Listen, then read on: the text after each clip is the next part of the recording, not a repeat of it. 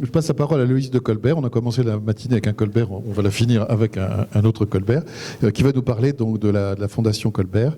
On a presque récupéré notre retard, ce qui est vraiment merveilleux. Merci beaucoup. Vous pouvez mettre les... Ça suit tout de suite. Bon.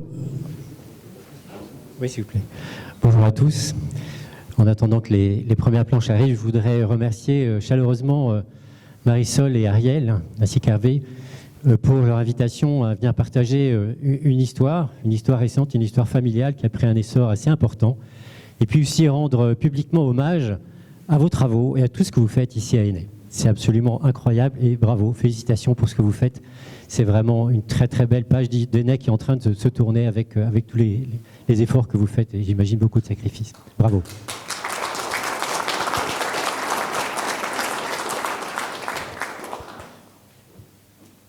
Alors il était une fois...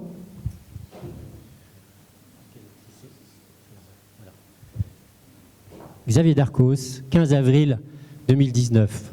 Il pose son crayon et il se tourne vers les quelques personnes rassemblées autour de lui en disant « Comment se fait-il que la Fondation Colbert n'ait pas été créée plus tôt ?» Je ne vous cache pas que ce fut à la fois un témoignage de reconnaissance et d'encouragement, car effectivement, c'est le 15 avril 2019, à l'occasion du 4e centenaire de la naissance de Colbert, que la Fondation a été créée. Avec vous, je vais essayer de vous parler de trois parties. Une première partie que j'appellerais le contexte, c'est-à-dire comment ce projet est-il né. Ensuite, quels sont les moyens dont on dispose aujourd'hui, quelles sont nos réalisations et quelques idées sur nos projets. Le contexte, pour certains d'entre vous, 1683-1983, c'est le 3e centenaire de la mort de Colbert et un événement très important à l'Hôtel de la Monnaie à Paris, avec une exposition qui va durer 3 jours, un catalogue absolument très impressionnant qui se trouve au milieu, et des minutes également, qui pour moi reste un des meilleurs livres, je dirais, de référence sur Colbert, avec les interventions de beaucoup de spécialistes. Hommage particulier à Tanjan, qui était là à ce moment-là, qui est intervenu. Donc 1683-1983, 1619-2019. En fait, en 2010, on se réunit souvent en famille, on a cette chance, on n'est pas très nombreux, je parle d'oncle Joseph, de ses frères, et 2010, 9 ans avant 2019, on se dit, mais qu'est-ce qu'on fait? Or, on réfléchit, pas beaucoup d'idées à l'époque, mais rapidement, je me rends compte qu'il y a une opportunité. Alors, je voudrais, avant de parler de cette opportunité qui nous rassemble dans cet exposé, quand même souligner ce qui a été fait à Sceaux et rendre hommage à Dominique. Parce que grâce à vous, cette année 2019 à Sceaux a été vraiment marquante à travers toutes les interventions, la très belle exposition de cette très belle collection, donc le Joseph, et puis évidemment, cette encore plus belle exposition sur les Colbert, ministre collectionneur. Donc bravo pour tout ce qui a été fait. La réflexion qui a été menée en famille, c'est de se dire, qu'est-ce qu'on peut arriver à faire? Et vous voyez, Dominique, j'ai refait la même chose que vous, j'ai fait une bulle. Qu'est-ce que je peux faire en 2019? Et Jean-Baptiste de nous répondre, mais finalement, n'allez pas me glorifier, c'est pas la peine. En revanche, j'ai eu quelques idées, et peut-être qu'on pourrait développer ces idées et rebondir sur ces idées pour apporter quelque chose à ceux qui sont des héritiers en fait de ces idées.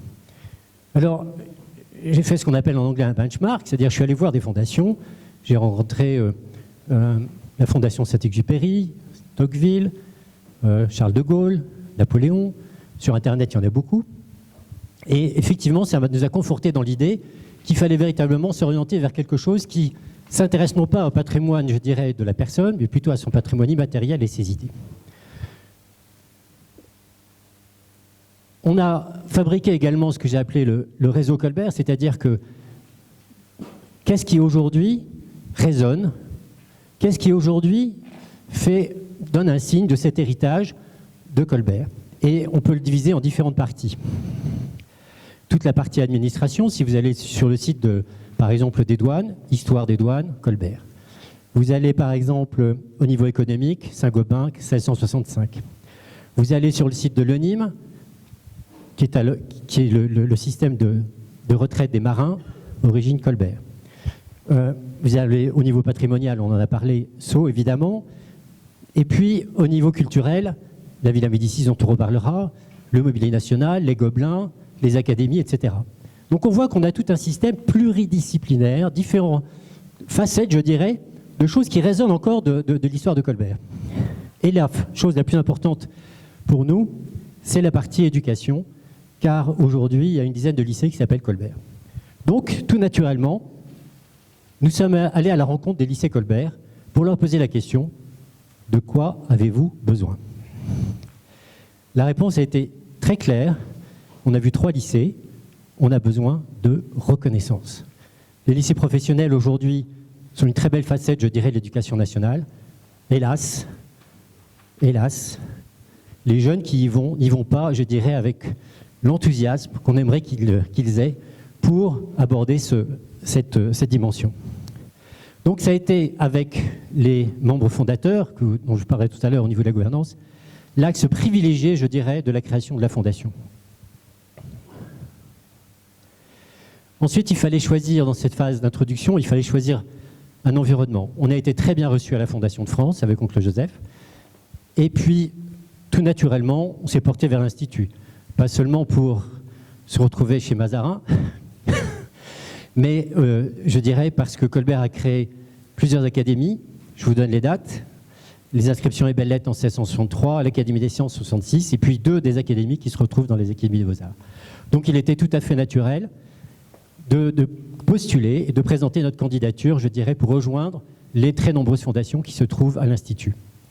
Nous avons été évidemment très bien reçus d'abord par David Taillé et puis ensuite par Xavier Darcos. Et c'est donc au mois d'avril 2019 que la fondation a pu être créée. Alors la question, c'est pourquoi faire? Quel objet finalement fallait-il retenir? Tout naturellement, la fondation, elle va soutenir des projets économiques, scientifiques, culturels et sociaux qui s'inscrivent dans l'héritage de Colbert et qui sont à l'origine d'une nouvelle façon d'innover en France. On n'est pas sur le personnage, on est sur les idées et on essaie de voir qu'est-ce qui fait qu'on peut apporter quelque chose à la société d'aujourd'hui. Voilà, c'était pour l'introduction. Je suis dans les temps, je voudrais savoir. Voilà. Nos moyens. Alors, donc vous avez la photographie du 15 avril 2019. Vous reconnaissez Joseph de Colbert, et puis Xavier Darcos et Bruno Racine. Je présente Bruno Racine, qui est par sa femme est une de nos cousines, une grand-mère Colbert. Bruno Racine, pour certains d'entre vous, vous le connaissez, a une très brillante carrière dans le domaine culturel, à la BNF notamment, et aujourd'hui, il est président du musée Pinault à Venise. Donc, c'est Bruno qui, au nom de la famille, va signer la convention avec Xavier Darcos. On retrouve autour, vous avez les noms que vous lisez, je ne sais pas si au fond vous les voyez, je peux vous les lire. Au-delà de Françoise, mon épouse, Joseph de Colbert, Xavier Darcos, Patricia Barbizet, qui a une carrière importante chez Kering, et puis Louis Gallois qui est, vous allez voir dans la gouvernance, puisque je vais l'aborder tout de suite, est notre président d'honneur, et Olivier Pastré, qui, comme Bruno Racine, a été également très important pour nous parce qu'il a écrit un livre qui s'appelle La méthode Colbert. Olivier a beaucoup de caractère. On le vit ensemble au comité d'orientation. Et voilà, donc je vous invite, si vous voulez vraiment avoir un petit passage, je dirais, du caractère d'Olivier, à aller écouter les rendez-vous de l'histoire à Blois en 2017, dans lequel il explique que ceux qui n'aiment pas Colbert vont avoir affaire à lui.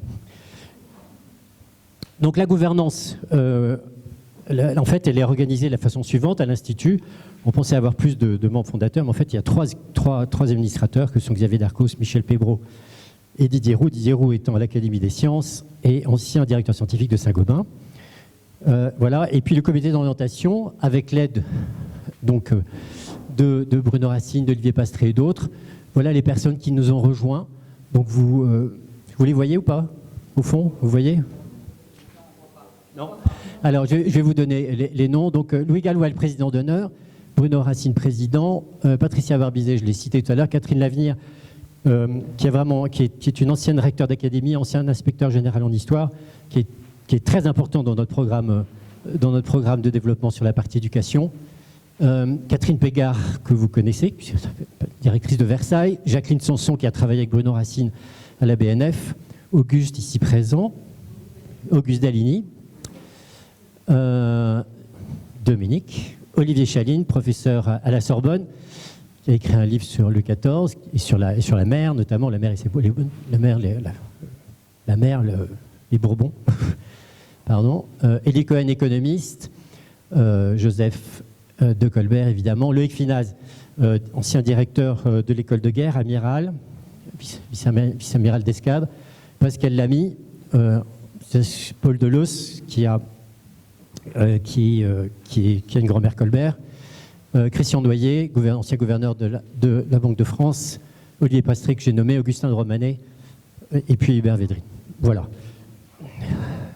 Avec cette équipe, on a fait appel à un certain nombre de mécènes, et aujourd'hui, nous sommes particulièrement heureux et fiers de pouvoir travailler avec surtout EDF et le programme d'EDF qui fonctionne avec l'Académie des sciences.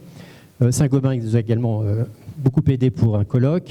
Et puis Total Energy vient de nous rejoindre, avec également la contribution des Champagne Herriot, et j'ai déjà cité le ministère de l'Éducation nationale et la Villa Médicis. Pour vous donner une indication budgétaire, aujourd'hui, le budget 2023 est de 70 000 euros.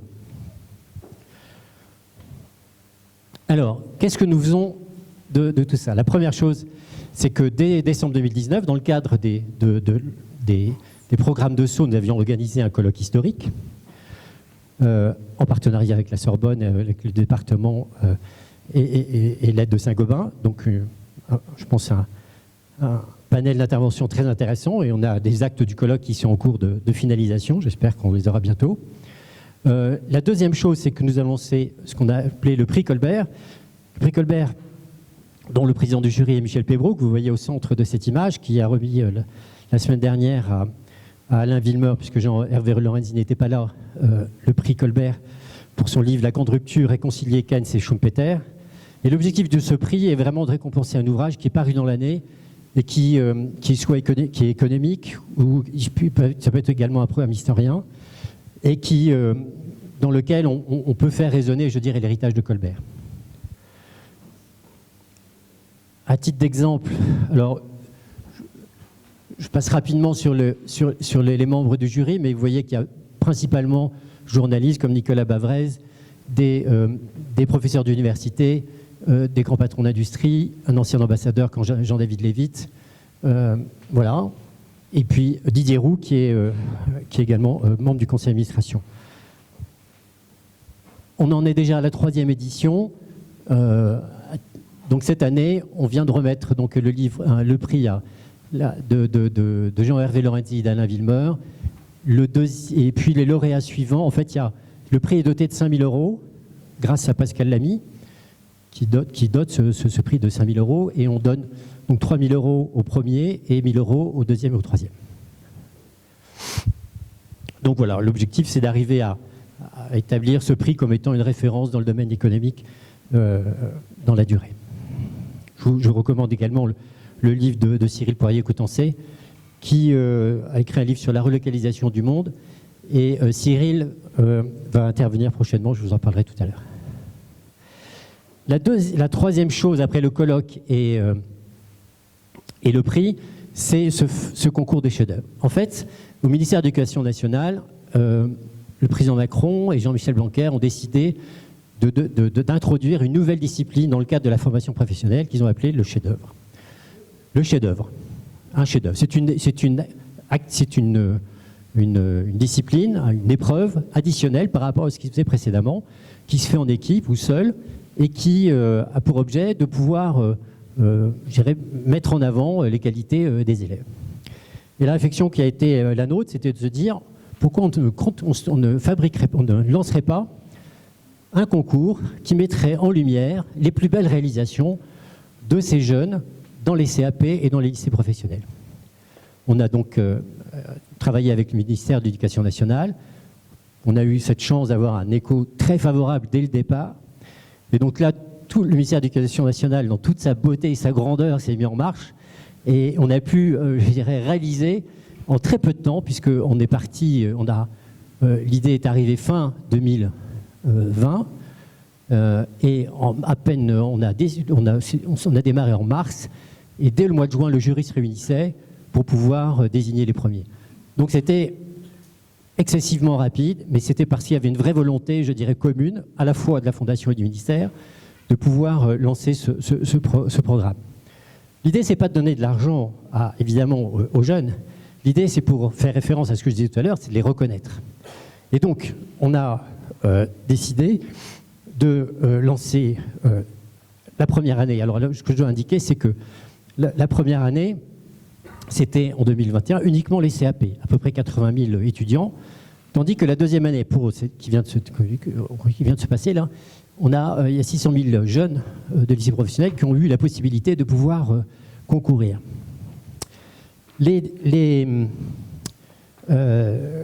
Donc comment ça se passe?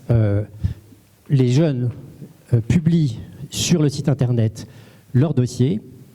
Alors ça, c'était en 2021. Je vais plutôt je vais revenir en arrière, ça va être plus simple parce que je vais être un peu long aussi après.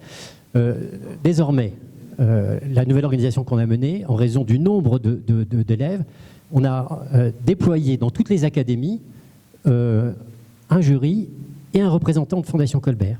Ce qui fait que prenons le cas par exemple du lycée Jacques Coeur à Bourges, eh bien, ils ont posté leur dossier sur le site de la Fondation destiné à l'académie dont ils dépendent. L'académie a évalué toute une série de dossiers qui ont été présentés et a sélectionné, on va dire, les trois prix. À partir de là, ces 3 prix sont montés ensuite au niveau national, où là où il y a un autre jury, et qui désigne les 6 prix qui sont indiqués ici, le grand prix du jury, le prix coup de cœur, le prix des arts, le prix du commerce, le prix de l'industrie et le prix de l'engagement.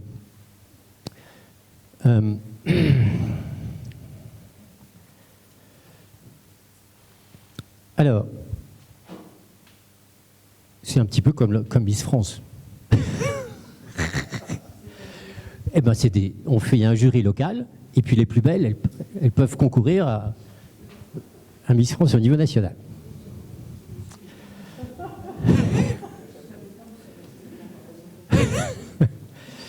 Alors, alors, tout à l'heure, je disais, on ne donne pas d'argent aux jeunes, évidemment. Donc, qu'est-ce qu'on leur offre? On leur offre cette reconnaissance à travers, vous êtes invités à Paris, à l'Institut de France, tout frais payé, pour venir présenter devant le ministre, en l'occurrence, l'année dernière, c'était Jean-Michel Blanquer, votre dossier, donc en présence de Jean-Michel Blanquer, de Xavier Darcos, de David Ellard, qui est le directeur en charge de toute la formation professionnelle, et des membres de la Fondation. Ce fut particulièrement émouvant et très gratifiant que de recevoir ces jeunes qui venaient de tous les coins de France. Certains n'avaient jamais pris le train, certains n'avaient pas, évidemment, encore moins présenté un dossier à un ministre. Donc, je ne vous cache pas que c'était un grand, grand moment que de voir ces jeunes, je dirais, pouvoir partager, je dirais, leur savoir-faire, leur réalisation. Et ce que j'ai oublié peut-être de mentionner tout à l'heure, mais on a été tous surpris au niveau des jurys de la qualité, mais vraiment de la grande qualité des dossiers, avec un professionnalisme des professeurs tout à fait étonnant. Donc c'est très, très, très encourageant de voir que, évidemment, ça existait, mais de les mettre en lumière et de les récompenser de cette manière-là, c'est particulièrement intéressant. Et je dirais, donc ils font leur présentation, et dans l'étape qui suit, on les invite dans un lycée hôtelier où ils dînent, et là, ce sont des jeunes qui sont en formation qui les servent, qui préparent les repas, qui les servent. Ensuite, ils dorment dans cet hôtel, enfin, cet hôtelier à Paris, à côté d'Enfer Rochereau, la dernière. Et puis le lendemain, Monsieur Lemoine, donc, qui est le directeur du Mobilier National, les a reçus pour pouvoir découvrir une facette également de métier d'art. Voilà. Je vous ai donné deux exemples rapides. Il me reste combien de temps ? 5 minutes. Là, ici, vous avez la photo d'une petite équipe qui a fait un dossier qui s'appelle l'aménagement de la boutique pédagogique à Chalandre, qui combine à la fois une dimension de mise de transformation d'une sorte de boutique pour permettre à des handicapés de pouvoir y accéder facilement, tout en respectant l'environnement et des exigences de développement durable. Donc ça, vous avez à droite Didier Roux, et vous reconnaissez Monsieur Blanquer.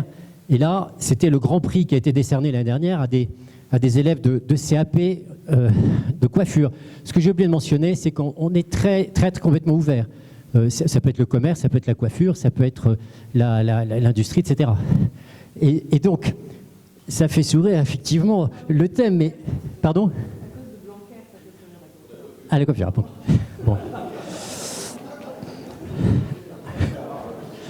Bon. Alors, on va... En tout cas, occasion de remercier à nouveau Jean-Michel Blanquer d'être venu parce qu'il a passé 1h30 avec les jeunes. 1h30 avec les jeunes. Et je peux vous dire que c'était très impressionnant. Donc ces jeunes de la Martinique, ils ont travaillé très sérieusement sur ce dossier, sur l'histoire du cheveu crépus, à travers les âges. Ça fait sourire, mais c'était très professionnel parce qu'ils ne sont pas allés, je dirais, en fait, ils apprennent à coiffer du cheveu lisse, mais en fait, ils sont à majorité de cheveux crépus. Et là, vraiment, c'était un dossier très sérieux qui est parti de l'Antiquité, qui est remonté dans le temps de façon très objective, neutre, sans être parti pris, etc. Et donc, c'est vraiment un très beau dossier qui a été primé. Je termine rapidement avec un petit clin d'œil sur 2022, parce que nous sommes dans le Berry, et comme le lycée Jacques Coeur fait partie des lauréats, je voulais quand même le mentionner et les féliciter. On a la chance aussi, j'aurais voulu peut-être vous mettre plusieurs... En fait, ce qu'on cherche, c'est, si j'avais un rêve, si vous me permettez, c'est véritablement l'étape d'après, je parle déjà un peu des projets, c'est qu'aujourd'hui, on fait venir les jeunes à Paris. C'est bien. Ce qui serait encore mieux, c'est de pouvoir les dire à ces jeunes, dans leur lycée, à leurs parents, à leurs professeurs, aux élus, à la presse, aux industriels. C'est superbe. On a des lycées professionnels qui sont dans une dynamique, je dirais, avec du succès. Et pour attirer encore plus de gens et créer des vocations. Donc ça, c'est l'étape d'après. Mais à titre, voilà. Mais, le concours de chef-d'œuvre, donc il y a de la publicité qui est faite sur les sites des académies et dans la presse. On a lancé également, pour la première fois, ça, on a fait ça à toute vitesse aussi, grâce à Bruno Racine, qui a été le directeur de la Villa Médicis, et Jacqueline Sanson. On a lancé le prix du voyage à Rome. En fait, la Villa Médicis avait déjà un programme qui s'appelait Résidence Pro, en partenariat avec des régions. Et en fait, les régions donc envoient une semaine à Rome, des jeunes, pour visiter Rome et travailler sur un projet. Et ce que nous avons fait, c'est que nous avons passé un partenariat avec la Médicis pour venir récompenser le meilleur des dossiers, qui lui aussi sera invité le 19 octobre, on l'espère avec la présence du ministre, pour recevoir, je dirais, cette reconnaissance pour ce travail bien fait. Là, ce sont des jeunes qui ont travaillé en menuiserie, qui ont gagné ce projet. Ils ont reproduit une construction qui date de Néron. 5 minutes encore, rapidement.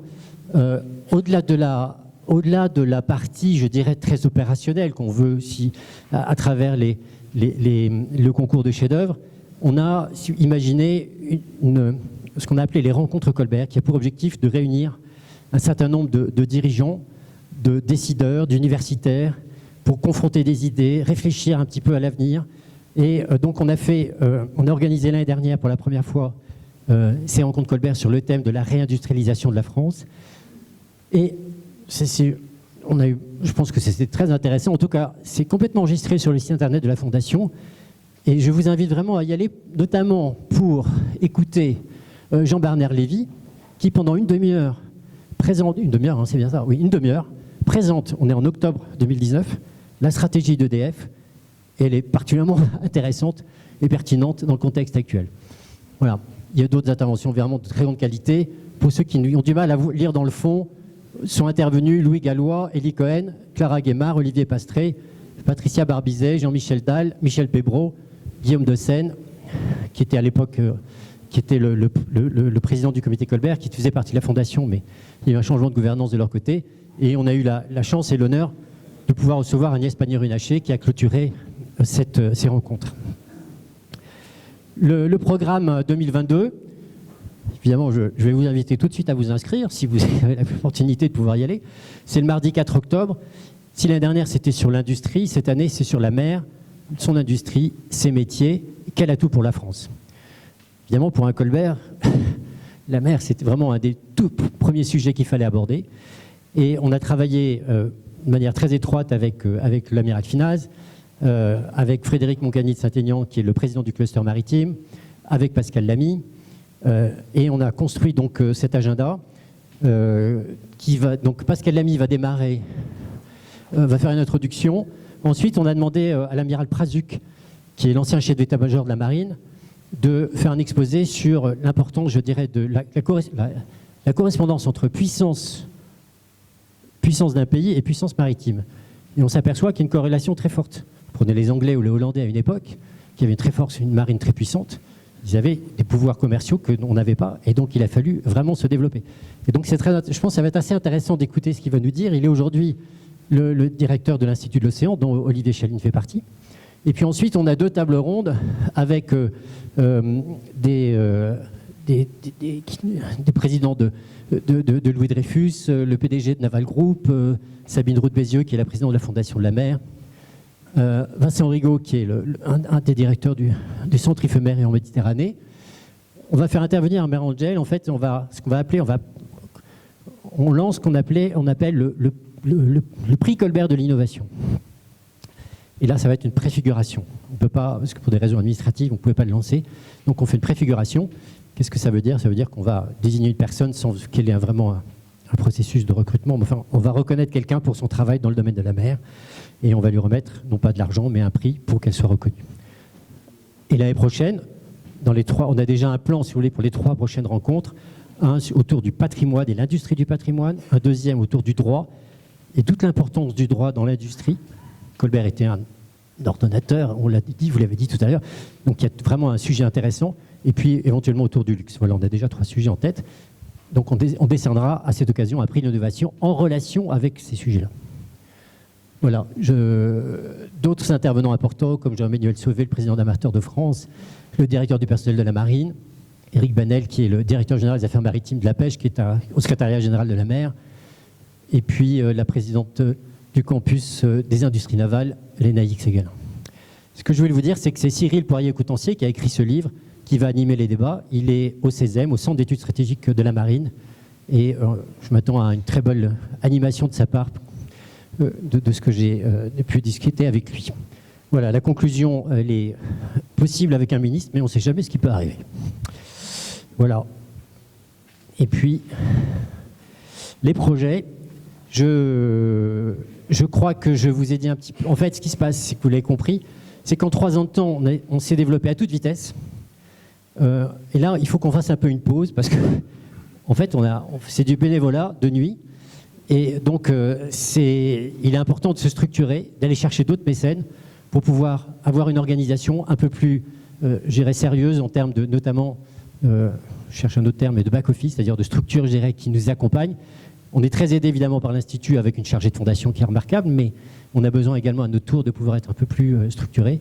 Et une fois que ça sera possible, j'espère qu'on va continuer et vraiment donner encore plus d'ampleur à ce projet. Je ne peux pas manquer évidemment de relayer un petit message. Si c'est un projet qui vous intéresse, d'abord je suis prêt à répondre à vos questions. Mais si vous avez encore plus d'intérêt, écoutez, voilà, c'est facile. En revanche, faites très attention quand vous allez sur le site de la Fondation de France. Il faut cliquer Fondation Colbert. Il ne faut pas la Fondation tiers, c'est pas nous. Voilà. Donc, et je crois que je terminerai par cette citation. Pour le roi, souvent. Pour la patrie, toujours. Merci.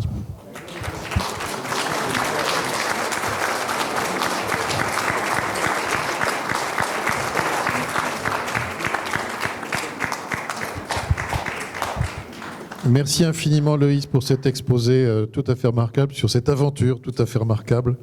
Depuis 2019, par juste un mot très très bref, mais depuis 2019, donc j'ai été associé à ce projet d'assez loin, mais d'assez près aussi, parce qu'on s'est vu quelques fois. Je trouve assez extraordinaire comment on part d'un nom Vous avez plusieurs fois dit que l'idée, c'était pas de valoriser le nom, mais l'action. Et je dois dire que j'étais assez admiratif de la façon dont vous avez tous, Loïs, Françoise, Joseph, Auguste, toutes les personnes issues de cette famille, la façon dont vous avez à la fois porté le nom et effacé le nom au profit de l'action depuis 2019. Et je dirais toutes les personnes associés maintenant à ce projet de près ou de loin, qui sont des personnes très en vue, très connues, je crois sont très sensibles à l'efficacité de votre action, qu'on ne peut qu'applaudir à nouveau. Merci.